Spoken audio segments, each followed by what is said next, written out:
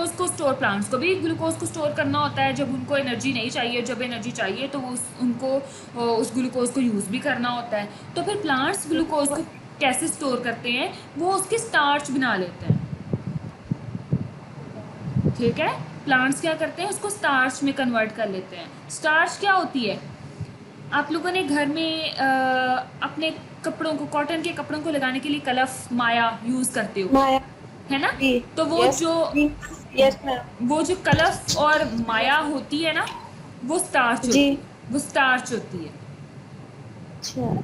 वो स्टार्च होती है। Yes ma'am. कहाँ से निकलती मैम है? कौन सा भी स्टार्ट होती है? हाँ जी, कॉर्न स्टार्च भी स्टार्च है। वो कहाँ से निकल रही है? कॉर्न से, यानी कि मकई से आप हासिल कर जी। रहे हो उसको। ठीक है, मकई भी तो पौधा है ना, तो कॉर्न स्टार्च हाँ मकई से हासिल कर रहे हो। गंदम से भी हम हासिल करते हैं। ये जो हम घर में कलफ लगाने के लिए, कपड़ों को कलफ लगाने के लिए यूज़ करते हैं, वो मोस्टली यस। गंदम से निकली हुई होती है। कॉर्न स्टार्च हम कहाँ पर यूज़ कर रहे होते हैं? अपने सूप्स में, उनको थिक करने के लिए, अपने सूप्स में, जी। अपने घर में मार्मलेट, जो चटनियाँ और जैम्स वगैरह जो हम बनाते हैं, तो उनको थिक करने के लिए हम स्टार्च, कॉर्न स्टार्च यूज़ कर रहे होते हैं। तो जी आप जी। चाहें तो वहाँ पे कॉर्न स्टार्च, आप दूसरी स्टार्च, नॉर्मल स्टार्च जो कपड़ों को लगाते हैं, आप वो भी यूज़ कर सकते हो।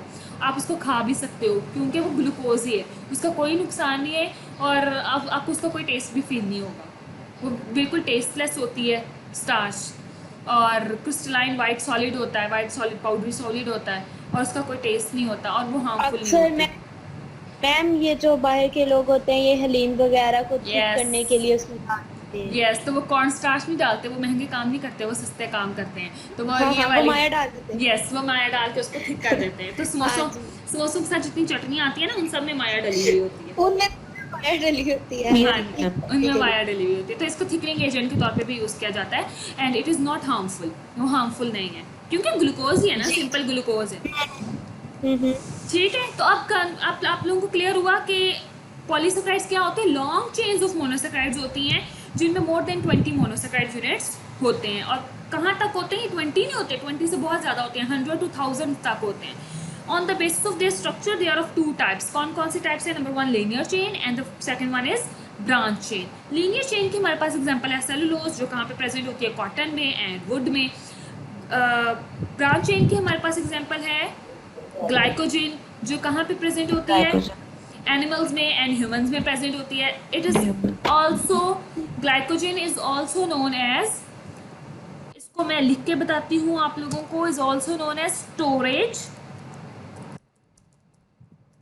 Form of glucose in glucose. Animals. ये क्या है? स्टोरेज फॉर्म है किसकी? ग्लूकोज की, in animals. Okay, clear? Yes ma'am. Okay, next जितना मैंने आप लोगों को एक्सप्लेन किया है, वो सारा अब अगली लाइन में है कि सेलुलोज और ग्लाइकोजन के बारे में बता रहे हैं कि बोथ आर पॉलीमर्स। दोनों क्या हैं? पॉलीमर्स हैं। पॉली का मतलब होता है many, poly means many, MANY, many. Mers mean units, यानी कि उसमें मैनी यूनिट्स लगे हुए हैं। मैनी यूनिट्स कौन से हमारे पास? मोनोसेक्राइड्स। यहाँ पर हमारे पास यूनिट्स कौन से हैं? मोनोसेक्राइड। मोनोसेकेराइड्स। ठीक है, वो बिल्कुल वही वाली बात है कि जैसे मैंने आप लोगों को लास्ट सेक्शन में बताया था कि एक आपने धागे में मोती परोने हैं, तो आपके पास जो धागा है वो क्या? ग्लाइकोसिडिक लिंकेज है, और मोती क्या है आपके? वहाँ पे यूनिट्स हैं, मोनोसेक्राइड यूनिट्स हैं। ओके, तो बोथ आर पॉलीमर्स के, जिनमें क्या है? मैनी यूनिट्स हैं, मैनी मोनोसेक्राइड यूनिट्स लगे हुए हैं, इसलिए हम उनको क्या कहते हैं? पॉलीसेक्राइड्स कहते हैं। And consist of recurring units of glucose. किस पे बने हुए थे? ये दोनों ही ग्लूकोज के बने हुए थे, रीअक्रिंग यूनिट्स ऑफ ग्लूकोज। बार बार इनमें क्या चीज़ लगी हुई है? मोती सेम टाइप के हैं, वो सेम टाइप का मोती कौन सा है? Glucose. But they differ in the type of glycosidic linkage. दोनों में डिफरेंस क्या है? सेलुलोज और ग्लाइकोजन में सिर्फ ये डिफरेंस है कि उनमें ग्लाइकोसिडिक बॉन्ड की नेचर डिफरेंट होती है। ठीक है, सेलुलोज में अल्फा 1,4 ग्लाइकोसिडिक बॉन्ड होता है, जबकि ग्लाइकोजन में अल्फा 1,4 होने के साथ साथ अल्फा 1,6 ग्लाइकोसिडिक बॉन्ड भी होता है। तो इस वजह से जब दोनों में ग्लाइकोसिडिक बॉन्ड की नेचर डिफरेंट होती है, इसलिए उनके स्ट्रक्चर्स भी डिफरेंट हो जाते हैं। क्लियर? मैम रिपीट कीजिएगा। अल्फा, उसमें सेलुलोज में अल्फा 1,4 के साथ। हम आगे इसको पढ़ेंगे, इनकी दोनों, इनकी ब्रांचेस को हम पढ़ेंगे कि सेलुलोज में जो ग्लूकोज होता है उसके साथ जो बॉन्ड बना होता है वो कौन सा बना होता है, 1,4 ग्लाइकोसिडिक लिंकेज बना होता है, ठीक है। सेलुलोज में 1,4 ग्लाइकोसिडिक बॉन्ड बना होता है और ग्लाइकोजिन में 1,4 एंड 1,6 ग्लाइकोसिडिक बॉन्ड बना हुआ होता है। Cellulose have 1,4 glycosidic bond. इसका क्या मतलब हुआ कि एक ग्लूकोज का कार्बन नंबर 1 और दूसरे ग्लूकोज का कार्बन नंबर 4 ये ग्लाइकोसिडिक बॉन्ड बना रहे हैं, ठीक है। इनके स्ट्रक्चर्स को भी हम आगे देखेंगे। और ग्लाइकोजिन में क्या होता है, ग्लाइकोजिन में 1,4 के साथ साथ 1,6 भी होता है। तो 1,6 का मतलब है कि 1,4 तो बन नहीं रहा और उसमें कई कई जगहों पे जहाँ पे ब्रांच लग रही है वहाँ पे 1,6 भी ग्लाइकोसिडिक बॉन्ड बनता है। क्लियर? Yes ma'am. तो यस दोनों ग्लूकोज के बने हुए हैं, सिर्फ उनमें डिफरेंस क्या है, ग्लाइकोसिडिक बॉन्ड का डिफरेंस है, जिसकी वजह से उनकी जो प्रॉपर्टीज़ हैं वो बिल्कुल डिफरेंट हो जाती हैं। देखें, सेलुलोज जो है वो वुड बना रहा है और ग्लाइकोजिन में भी ग्लूकोज ही है, पर वो हमारे अंदर वुड नहीं बना रहा, वो लकड़ी नहीं बना रहा, वो कॉटन नहीं बना रहा। क्लियर? तो दोनों की प्रॉपर्टीज़ और बायोलॉजिकल फंक्शंस वो क्या हो जाते हैं, टोटली डिफरेंट हो जाते हैं। क्लियर? जी मैम। ओके, आपकी आवाज कट कट के आ रही है। फिर कट रही है। नहीं मैम, मुझे क्लियर आ रही है। मैम मुझे क्लियर आ रही है। यस मैम, नहीं क्लियर आ रही। यस मैम, क्लियर आ रही है। अच्छा, आप लोग थोड़ी सी अपनी जगह को चेंज जिसको करें। नहीं आ रही वो जगह चेंज करें। यस, जिसको नहीं आ रही वो जगह चेंज कर लें। जगह चेंज करेंगे आप लोगों का आवाज़ आना शुरू हो जाएगी। या आप लोग थोड़ा विंडो वाली साइड पे आ जाओ, थोड़े कर्टन्स वगैरह हटा दो ताकि सिग्नल्स जो हैं वो इजीली आप तक पहुंच सके। सिग्नल्स के दरमियान जितनी हिंड्रेंस है उन हिंड्रेंसेस को कम कर। कभी हो रहा है। वो इसीलिए हो रहा है ना, क्योंकि सिग्नल्स अब आजकल इतनी ज़्यादा ऑनलाइन क्लासेस और आपको पता है इंटरनेट पे इतना ज़्यादा लोड पड़ चुका हुआ है कि ये सारा अब जो मसला हो रहा है वो इंटरनेट कनेक्शंस की वजह से हो रहा है। सही कह रही हूँ। ठीक है, चलें। अब मुझे बताएंगे आयशा कयूम।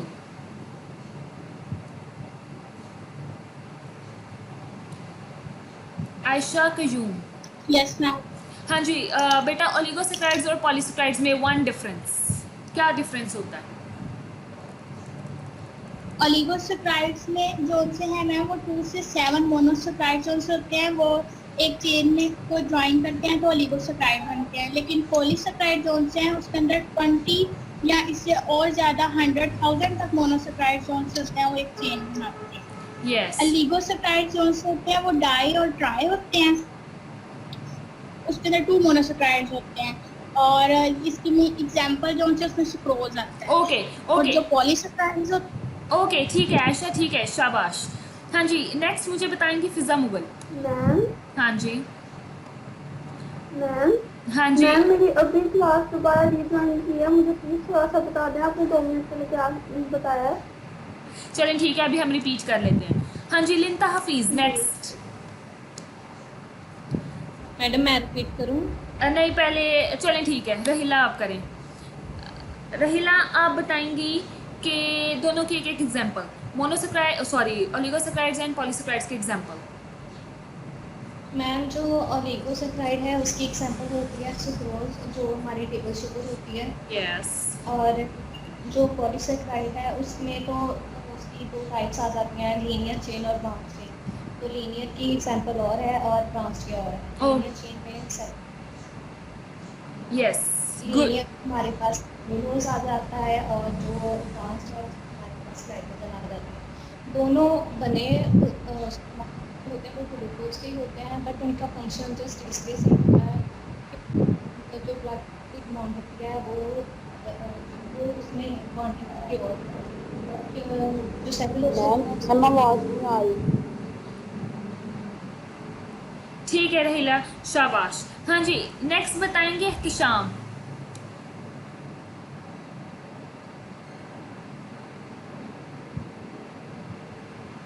हाँ जी, मोहम्मद एहतिशाम लीव कर गए हैं, फिर नहीं है अभी। मैम क्या बताना है?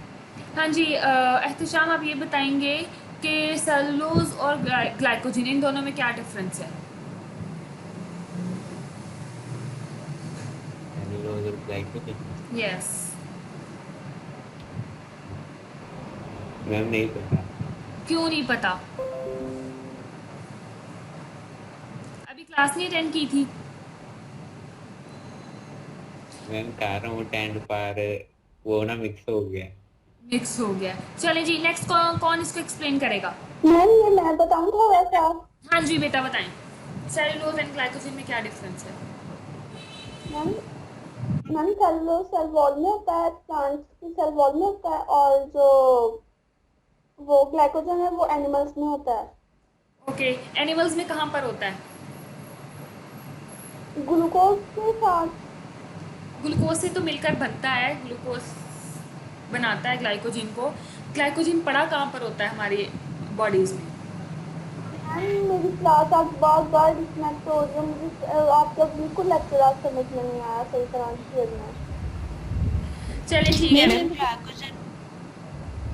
मैम लिवर और मसल में होता है। यस, ग्लाइकोजन कहाँ पर होता है? Glycogen is present in liver and muscles.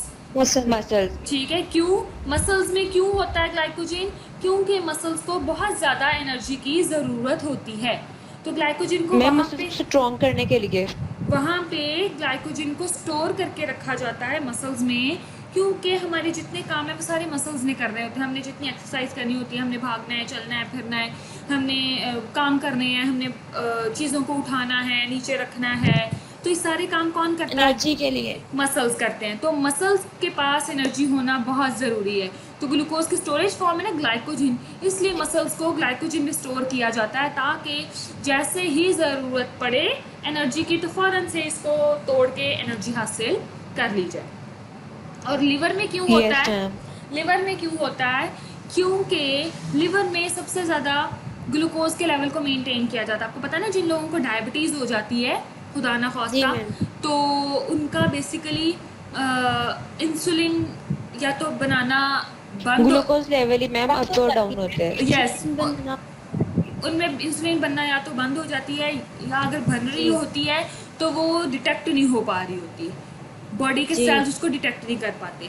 तो ग्लाइकोजन का लिवर में ये काम होता है, क्योंकि वो उस ग्लूकोज के लेवल को लिवर में मेंटेन किया जाता है इंसुलिन की मदद से।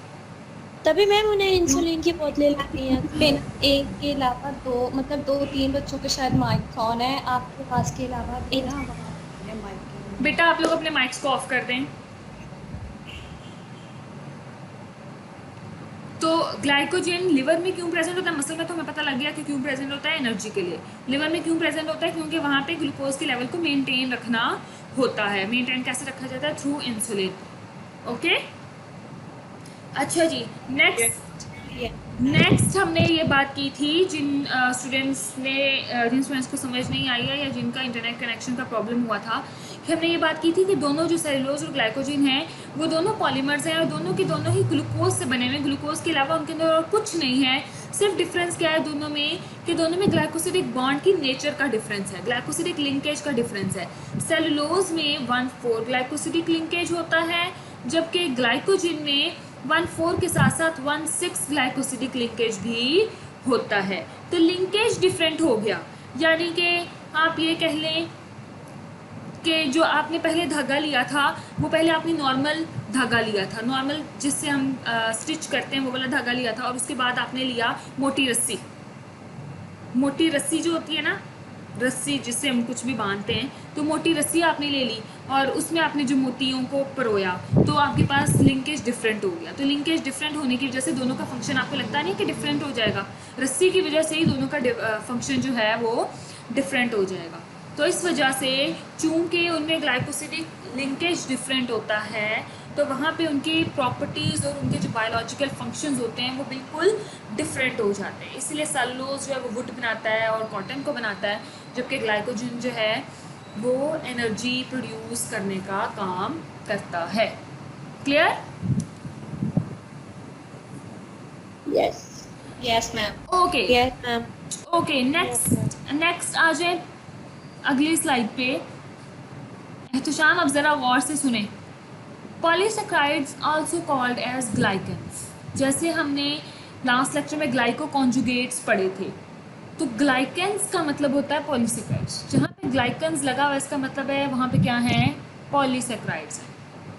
ठीक है, मैम वहाँ पर क्या है, कार्बोहाइड्रेट्स प्रेजेंट है। हाँ जी, मैम इस स्लाइड के बाद बस करते हैं। हाँ जी, स्लाइड के बाद बस सिर्फ यही स्लाइड है। Okay, okay ma'am. तसल्ला रखें, तसल्ली नहीं तसल्ला रखें आप लोग। Okay ma'am, thank thank you. You ma'am. ठीक, थैंक यू मैम। वेलकम। चलें जी, ये देखें कि पॉलीसेक्राइड्स हैं, पॉलीसेक्राइड्स को हम ग्लाइकन्स भी कहते हैं। ठीक है, differ from each other in the identity of their recurring monosaccharide units, in the length of their chains, in the types of bonds linking the units and in the degree of branch।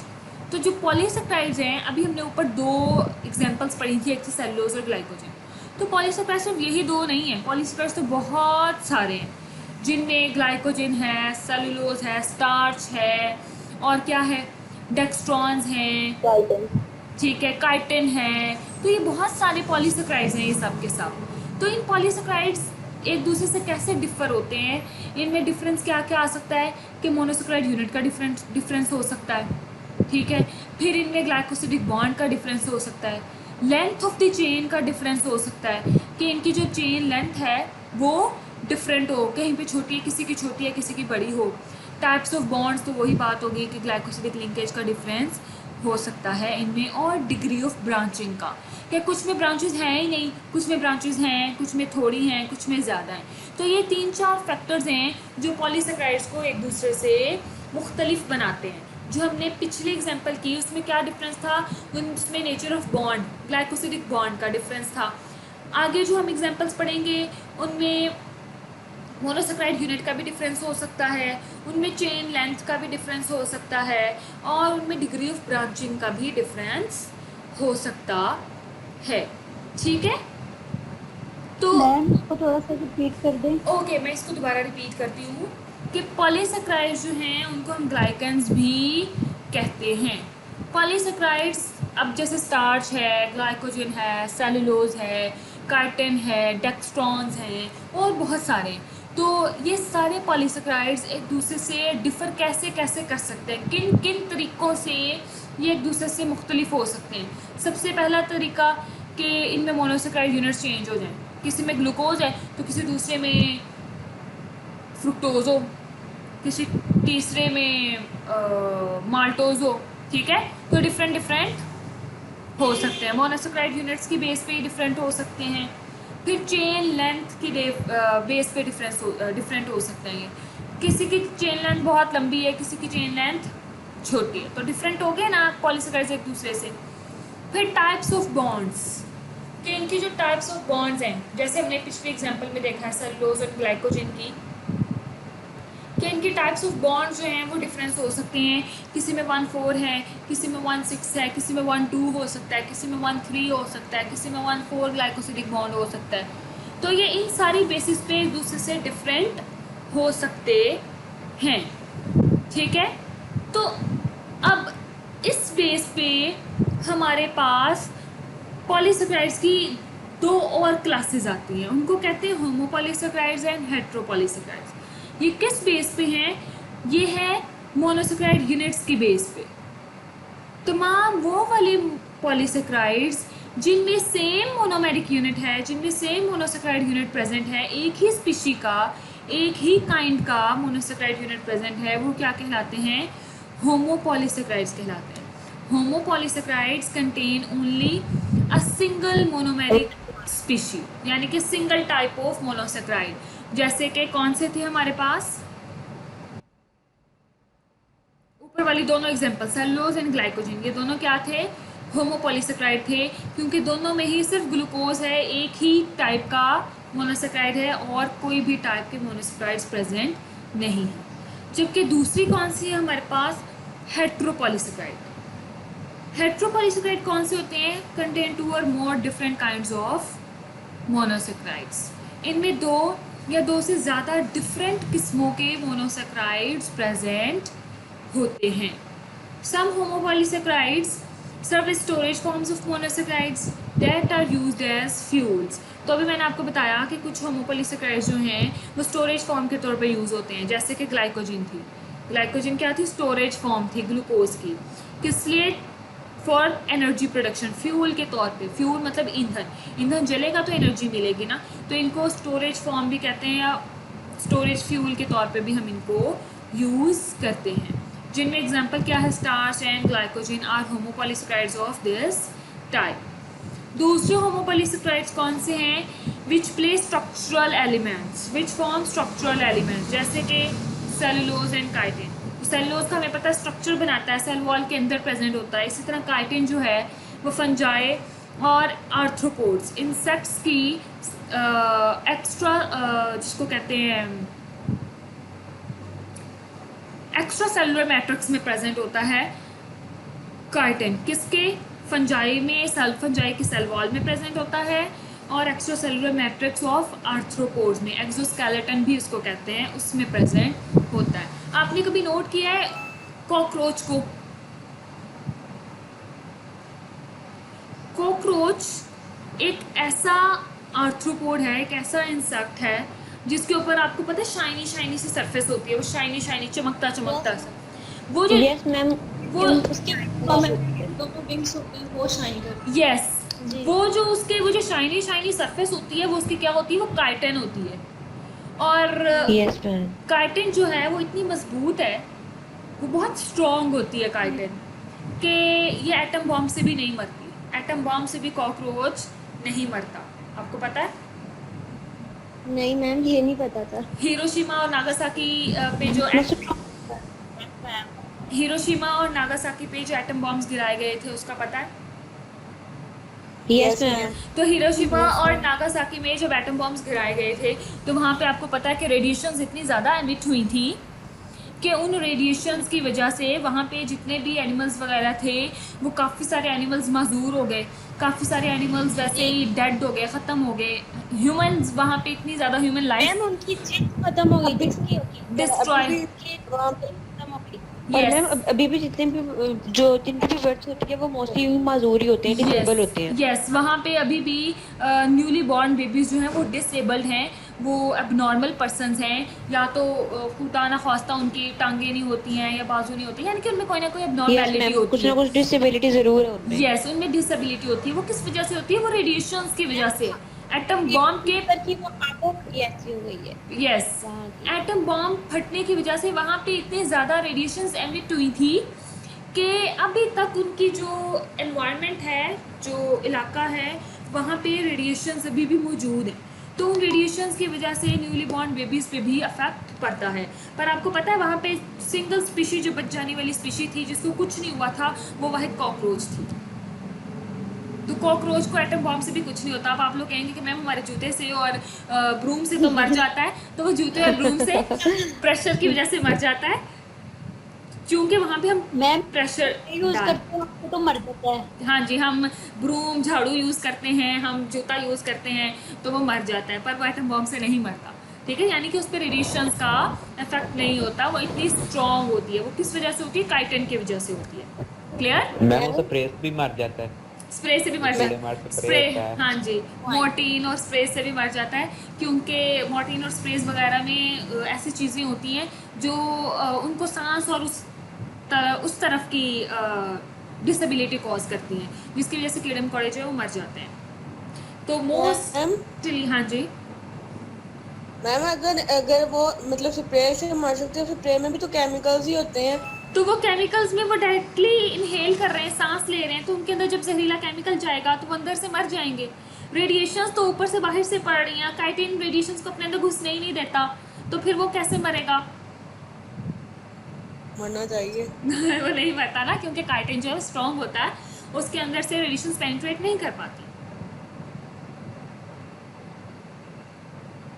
Ma'am हाँ जी, जो bomb वगैरह होते हैं ma'am, वो भी तो chemical से बनते हैं जो उसकी आउटर स्किन को इफेक्ट करते हैं, तो उसकी वजह से वो नहीं मर सकता। जो एटम बॉम्ब्स होते हैं या हाइड्रोजन बॉम्ब्स होते हैं वो केमिकल्स से नहीं बनाए जाते, वो रेडिएशंस, वहाँ पे रेडियो एक्टिव एलिमेंट्स को यूज़ किया जाता है। वहाँ पे यूरेनियम को, थोरियम को, ऐसे एलिमेंट्स यूज़ किए जाते हैं जो रेडिएशंस को एमिट करते हैं, और रेडिएशंस हमेशा रेडिएशंस ख़तरनाक होती हैं। कुछ देर पहले आप लोगों को इस चीज़ का अंदाज़ा है कि हमारी एशियन स्किन की मैं बात करी, Asian skin, we are Asians, हम लोग एशियंस है ना, brown persons, we are also brown persons. तो वही एशियंस ब्राउन पर्सन्स हमारी स्किन में, और जो यूरोपियन कंट्रीज़ के लोग हैं जिनको हम अंग्रेज़ भी कहते हैं, गोरे भी कहते हैं, वाइट भी कहते हैं, तो उनके स्किन में क्या डिफरेंस है? मैम मेलानाइन हमारे में ज्यादा प्रोड्यूस होता है, उनमें कम होता है। Yes. बल्कि होता है। यस, हम लोग जो है विटामिन डी इजीली अब्सॉर्ब कर सकते हैं, वो नहीं कर सकते। वो नहीं कर क्योंकि सकते। हमारी skin ठीक है इस माहौल की आदत लग जाते हैं उनके। अब आप लोगों को क्या लगता है कि जो मेलानिन है उसका काम क्या है? आप लोगों ने कभी ये चीज़ नोट की है कि हमारे एशियन स्किन में, हम लोगों को एशियंस को स्किन कैंसर बहुत कम होता है? हमारे यहाँ पे आप लोगों ने नहीं सुना होगा मैम, क्योंकि कि स्किन कैंसर है किसी को, जबकि आपने यूरोपियन ma'am. कंट्रीज और अमेरिकन कंट्रीज में देखे, यूएसए में, यूके। बेटा ज्यादा मतलब कि यस हमारी ना स्किन, मैम ये हमारी स्किन टाइप डिफरेंट होती है उनसे, काफी डिफरेंट होती है। यस बेटा, ज्यादा कि बहुत सेंसिटिव स्किन होती है।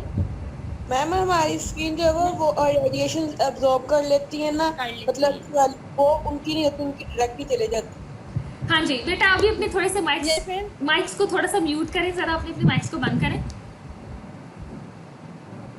हाँ जी, माइक्स को बंद हो, हाँ जी माइक्स बंद हो गए। अच्छा जी, अब मैं आप लोगों को ये बता रही थी कि डिफरेंस क्या है हमारी स्किन में और जो यूरोपियन कंट्रीज के लोग हैं उनके स्किन में।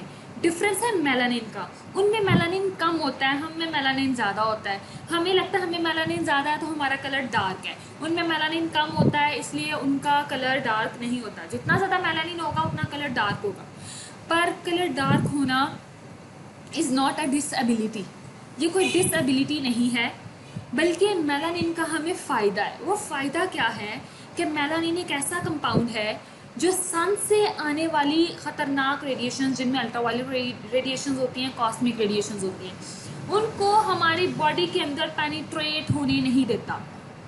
मेलानिन ऐसा कंपाउंड है जो सन से आने वाली अल्ट्रावायलेट और हार्श और हार्मफुल रेडिएशंस को हमारे अंदर घुसने नहीं देता। जबकि अमेरिकन्स में और जो गोरे हैं, अंग्रेज़ हैं, उनमें मेलानिन होता नहीं है, तो उनके अंदर क्या होता है, सन से आने वाली रेडिएशन डायरेक्टली पेनिट्रेट कर जाती हैं, इसलिए उन लोगों में स्किन कैंसर्स और आइज़ के मसाइल, आंखों के मसाइल बहुत ज़्यादा हैं। जबकि हमें स्किन के मसाइल नहीं हैं, यानी कि एक्ने के अलावा अगर आप लोग कहेंगे मैम एक्ने के मसाइल हैं, तो acne is not that issue. मैं बात कर रही हूँ स्किन कैंसर्स और इस तरह की बीमारियों की, और आइज़ की कैंसर्स और कैटरैक्ट्स वगैरह की, तो वो हम लोगों में नहीं। भी उनकी आईज नहीं ओपन होती, खुलती नहीं है। यस, तो मैम ये जो पठान होते हैं ये भी हमारे साथ ही रहते हैं इनके एशिया में। हाँ तो जी। ये क्यों वाइट होते हैं? ये क्यों? क्योंकि इनमें भी मेलानिन कम होता है, इसलिए ये भी वाइट होते हैं। इनमें मेलानिन कम होता है, ये नेचर भी होती है। आपको पता है, अगर आप यहाँ से मूव कर जाओ गिलगित की तरफ, चित्राल की तरफ, तो आपका कलर वाइट हो जाएगा। क्यों वाइट होगा? आपका कलर पहले से ज़्यादा, यानी कि कॉम्प्लेक्शन आपका लाइट हो जाएगा। वो क्यों हो जाएगा? वहाँ पे डिफरेंट एनवायरमेंटल फैक्टर्स भी काउंट करते हैं, क्योंकि हम जितना ज़मीन यानी कि समंदर की सतह से ऊपर जाते जाते हैं, वहाँ पे ऑक्सीजन लेवल कम हो जाता है। जब ऑक्सीजन लेवल कम हो जाता है तो बॉडी को अपने अंदर ब्लड को ज़्यादा बढ़ाना पड़ता है, तो उन लोगों के अंदर ब्लड बहुत ज़्यादा होता है। आम पर्सन हम लोगों की निस्बत उनमें खून ज़्यादा होता है, तो खून जब ज़्यादा होता है, ब्लड ज़्यादा होता है, तो जितनी ज़्यादा अच्छी सर्कुलेशन होती है उतनी ज़्यादा अच्छी स्किन होती है। जितना ज़्यादा ब्लड होता है उतनी ज़्यादा अच्छी स्किन उतनी ज़्यादा अच्छी होती है, जितना आपका ब्लड अच्छा होता है, जितनी ब्लड की क्वांटिटी अच्छी होती है, इसलिए वो लाल होते हैं और इसलिए उनके कलर भी फेयर होते हैं। जी मैम, गोरे भी तो यहाँ के काले हो ही जाते हैं, थोड़े थोड़े इनके रंग में भी फर्क आ हाँ, जाता है। टैनिंग तो हो जाती है, और वो लोग खुद भी टैन करते हैं अपने आप को, बाकायदा स्पेसिफिक किस्म की क्रीम्स लगा के वो लोग अपने आप को सन बाथ लेते हैं अपने आप को टैन करने के लिए, क्योंकि उनको टैन स्किन बहुत पसंद है। और इसके अलावा जो आप एहतशाम बात कर रहे हो, मेरा ख्याल है एहतशाम ही थे ये, के जो पठान हैं उनका जेनेटिक भी डिफरेंस, हमारे यहाँ पे जेनेटिक लेवल पे भी डिफरेंस होता है। हम एशियंस के जो जेनेटिक्स हैं वो एक तरफ के पीपल से आई हुई जेनेटिक्स हैं, हमें जो जीन्स है। जो पठान होते हैं उनकी जो वो हैं जीन्स हैं वो थोड़ी सी डिफरेंट होती हैं। ये जेनेटिक भी होता है, हेरिडिटरी लेवल पे होता है ये, ठीक है, इसलिए पठान गोरे हैं। और आपको क्या लगता है कि पठान काले नहीं हैं? पठान काले भी हैं। आप कायद-ए-आज़म यूनिवर्सिटी में जाएं तो आप वहाँ पे देखें, क्योंकि वहाँ पे पठानों की बहुत ज़्यादा कम्युनिटी है और वहाँ पे मैम या तो बहुत गोरे होते हैं या तो बहुत ज्यादा काले होते हैं, ये ऐसा होता है। बहुत ज़्यादा कालों का मुझे नहीं पता, पर वहाँ पे डार्क पठान भी होते हैं। तो ज़रूरी नहीं है कि सिर्फ फेयर स्किन वाले यानी कि लाइट कॉम्प्लेक्शन वाले हों, डार्क कॉम्प्लेक्शन वाले भी पठान होते हैं। तो वो फिर चेंज आ जाती है जीन्स में, ठीक है, ये जेनेटिक लेवल पर भी होता है। जी मैम, क्लियर हो गया सबको? तो मेरा ख्याल है आप काइटिन की समझ आ गई होगी। तो काइटिन क्या है? होमोपॉलीसेकेराइड है और ये स्ट्रक्चरल एलिमेंट बनाता है। स्ट्रक्चरल एलिमेंट किसका बनाता है? फंजाई का, फंजाई के सेल वॉल को बनाता है और इंसेक्ट्स और आर्थ्रोपोड्स की एक्सोस्केलेटन को बनाता है। एक्सोस्केलेटन बाहर वाला ढांचा, एक तो अंदर वाला ढांचा होता है। हमारे अंदर है एक्सोस्केलेटन, हमारे अंदर एक्सोस्केलेटन नहीं होता, हमारे अंदर सिर्फ हमारे अंदर एंडोस्केलेटन होता है, हमारे अंदर हड्डियों का ढांचा होता है। जबकि जो इंसेक्ट्स हैं उनके अंदर और बाहर दोनों दो ढांचे होते हैं। जो उनके अंदर ढांचा होता है हड्डियों का या जिस भी चीज़ का बना हुआ है वो उनका एंडोस्केलेटन कहलाता है और उनके बाहर भी ढांचा होता है वो कहलाता है एक्सोस्केलेटन। और उनके एक्सोस्केलेटन में काइटिन प्रेजेंट होता है जो क्या है? एक स्ट्रॉन्ग स्ट्रक्चरल एलिमेंट है। Clear? Yes ma'am. Okay yes ma'am. Okay, so अभी रिपीट कर लें इस चीज़ को।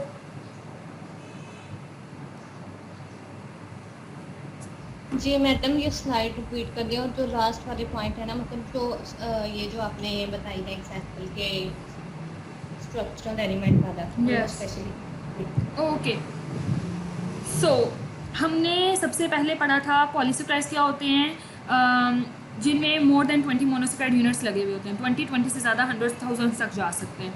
जुड़े कैसे होते हैं? ग्लाइकोसिडिक बॉन्ड से जुड़े होते हैं। On the basis of their structure they are of 2 types, linear and branch, ठीक है। लीनियर कौन से हैं? जिनमें सीधी चेन होती है, कोई ब्रांच नहीं होती, एग्जाम्पल उसकी सेलुलोज। ब्रांच चेन कौन से होते हैं? जिनमें ब्रांचेस लगी हुई होती हैं, ट्रीज़ की तरह शाखें लगी हुई होती हैं, उनके एग्जाम्पल में क्या है? ग्लाइकोजन।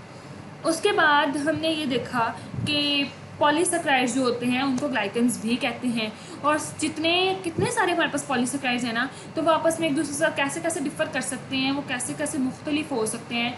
वो या तो मोनोसेकेराइड के यूनिट्स उनमें डिफरेंट हो सकते हैं, या फिर उनकी चेन लेंथ डिफरेंट हो सकती है, या फिर उनमें ग्लाइकोसिडिक बॉन्ड डिफरेंट हो सकते हैं, या फिर उनमें डिग्री ऑफ ब्रांचिंग के ब्रांचिंग का लेवल। एक दरख्त है उसमें बहुत ज़्यादा ब्रांचेज हैं, यानी कि वो बहुत घना है, एक दरख्त में ज़्यादा ब्रांचेज नहीं होती, वो कम घना है। तो डिग्री ऑफ ब्रांचिंग के कितनी ज़्यादा ब्रांचेज हैं, कितनी कम ब्रांचेज हैं, इन 4-5 फैक्टर्स पे पॉलीसेकेराइड्स एक दूसरे से मुख्तलिफ हो सकते हैं। जो हमने सेलुलोज और ग्लाइकोजन की एग्जाम्पल देखी उसमें नेचर ऑफ ग्लाइकोसिडिक बॉन्ड की वजह से वो एक दूसरे से डिफरेंट थे। अब हमारे pass on the basis of monosaccharide units 2 types के मज़ीद पॉलीसेकेराइड्स होते हैं, और वो कौन से होते हैं? होमोपॉलीसेकेराइड्स एंड हेट्रोपॉलीसेकेराइड्स। होमोपॉलीसेकेराइड्स वो वाले पॉलीसेकेराइड्स होते हैं जो same kind of monosaccharide unit से बने होते हैं, जबकि हेट्रोपॉलीसेकेराइड्स वो वाले पॉलीसेकेराइड्स होते हैं जो मोर देन, बेटा अपने माइक्स को ऑफ कर लें, students kindly mute your mics. अच्छा जी, हेट्रोपॉलीसेकेराइड्स वो वाले पॉलीसेकेराइड्स होते हैं जिनमें 2 और more than 2 different kinds of monosaccharides present होते हैं। होमोपॉलीसेकेराइड्स आगे मजीद 2 किस्मों के होते हैं। कौन कौन से? होमोपॉलीसेकेराइड लीनियर भी हो सकते हैं, होमोपॉलीसेकेराइड ब्रांच भी हो सकते हैं। इसके अलावा होमोपॉलीसेकेराइड्स ऐसे होते हैं जो स्टोरेज फॉर्म के होते हैं, और ऐसे होते हैं जो स्ट्रक्चरल होते हैं। तो स्टोरेज फॉर्म वाले कौन से होते हैं? जो हमारे अंदर एनर्जी प्रोवाइड करते हैं, वो हमारे अंदर स्टोर रहते हैं और बवक्त ज़रूरत हमें एनर्जी प्रोवाइड करते हैं, जिसमें एग्जांपल आती है स्टार्च एंड ग्लाइकोजन। ग्लाइकोजन हम में एंड स्टार्च प्लांट्स में। ओके, उसके बाद आते हैं होमोपोलिसैकेराइड्स की वो वाली टाइप्स जिनमें जो स्ट्रक्चरल एलिमेंट्स बनाते हैं, यानी कि वो चीज़ों का, एनिमल्स का, प्लांट्स का, जिनका भी है स्ट्रक्चरल रोल प्ले करते हैं, उनमें कोई ना कोई स्ट्रक्चर बना रहे होते हैं। और वो कौन से हैं? वो कौन से हैं? एक आपने सेलुलोज का बताया, सेलुलोज था, एंड plant में यस एंड chitin का बताया था। Yes chitin. तो सेलुलोज प्लांट्स में प्रेजेंट होती है, प्लांट्स के सेल वॉल में प्रेजेंट होती है, वुड बनाती है, कॉटन बनाती है, ठीक है। इसके अलावा काइटिन है, काइटिन भी स्ट्रक्चर बनाती है। किसका स्ट्रक्चर बनाती है? फंजाई में सेल वॉल का स्ट्रक्चर बनाती है। और इंसेक्ट्स और आर्थ्रोपोड्स यानी कि जो हशरात होते हैं, इंसेक्ट्स हशरात, उनमें उनका एक्सोस्केलेटन बनाती है। तो ठीक है, serve as structural elements in plant cell walls and animal exoskeletons. यहाँ तक है ये प्लांट्स, फंजाई के सेल वॉल्स में और एनिमल के एक्सोस्केलेटन्स में क्या प्रेजेंट होता है? काइटिन प्रेजेंट होता है। ये यहाँ पे गलती Yes, से ma'am. ये यहाँ पे गलती से प्लांट लिखा गया है, मेरा ख्याल है यहाँ पे आप फंजाई कर लें इसको। ओके, ये प्लांट गलती से लिखा गया है। Fungi cell walls and animal exoskeletons. Fungi क्या होते हैं? What are fungi? इंसेक्ट्स का तो पता लग गया आप लोगों को। फंजाई क्या होते हैं? उर्दू में मुझे बताना है और मुझे उसकी एग्जांपल देनी है, कोई भी स्टूडेंट।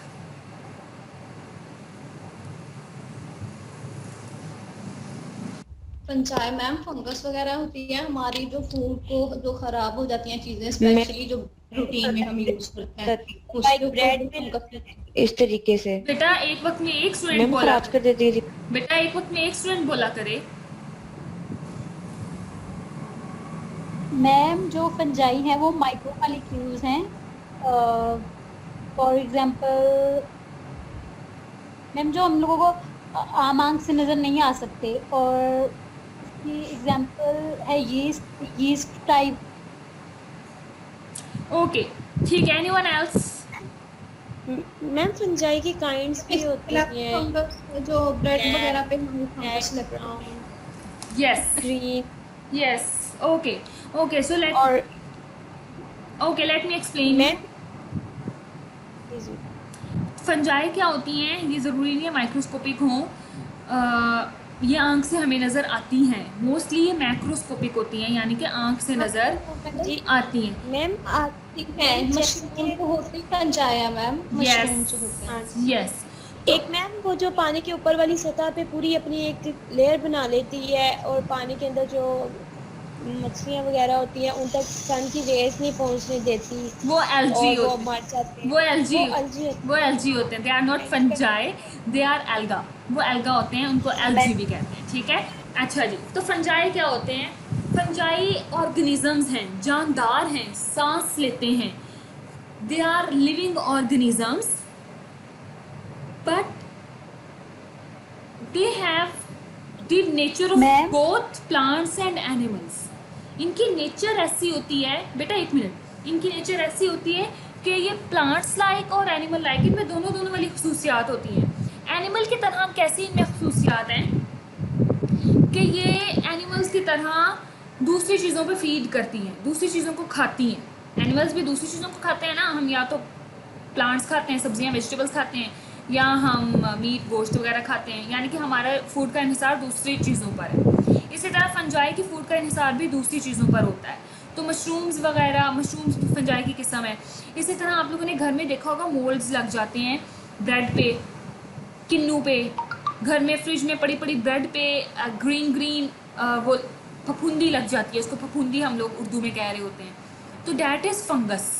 वो फंगस है, वो ब्रेड पे अपनी फूड हासिल कर रही है, ठीक है। अब इसकी प्लांट्स लाइक कैसी हैं प्रॉपर्टीज़? प्लांट लाइक इसकी प्रॉपर्टीज़ ऐसी हैं कि प्लांट्स में सेल वॉल होती है, इनमें भी सेल वॉल होती है, ठीक है, जबकि एनिमल्स में सेल वॉल नहीं होती।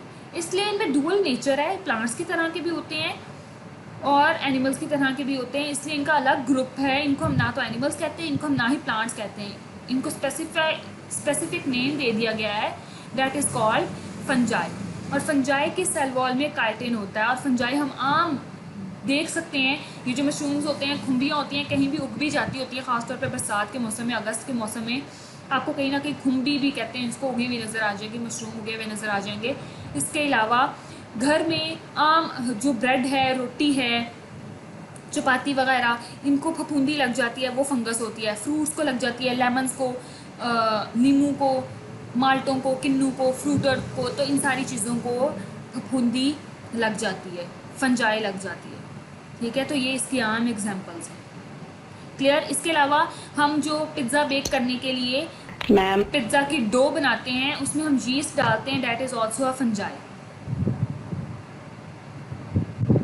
मैम कुछ फंजाई हार्मफुल भी होती हैं, Yes. मतलब कि जहरीली होती हैं। यस, बहुत वो- ज़्यादा। मैम हाँ जी, बहुत ज्यादा। कुछ मतलब कि वो फर्क क्या होता है इनमें वैसे? बहुत- पता कैसे लगता है ये खाने से? हमें देख के नहीं पता लगता, देख के नहीं पता लग सकता कि ये जहरीली है या नहीं जहरीली।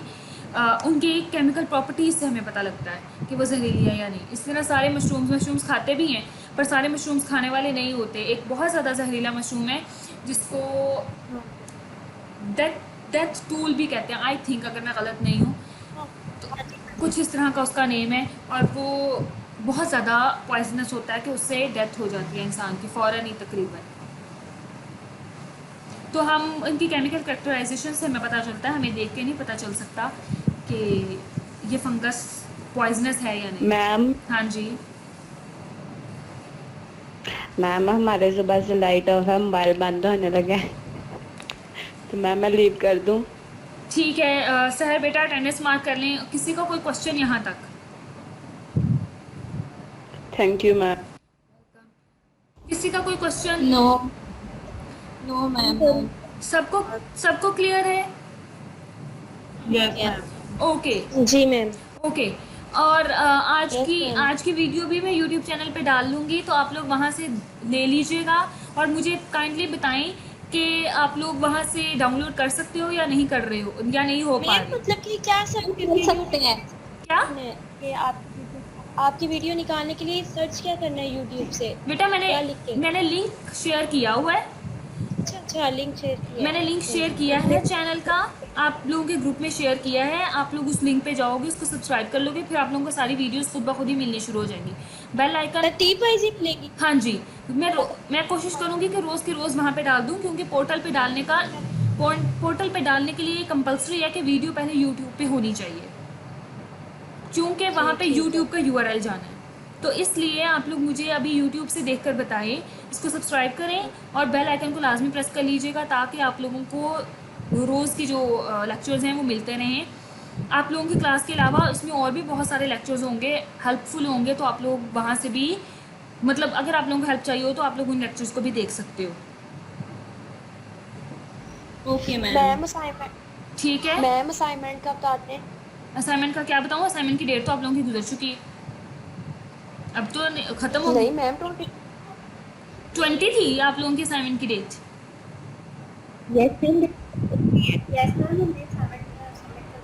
यस मैम सबमिट करवा दी है। यस, तो फिर ये किनको मसला है, जिनको नहीं पता कि 20 थी बेटा, आपने देखा नहीं है पोर्टल पे?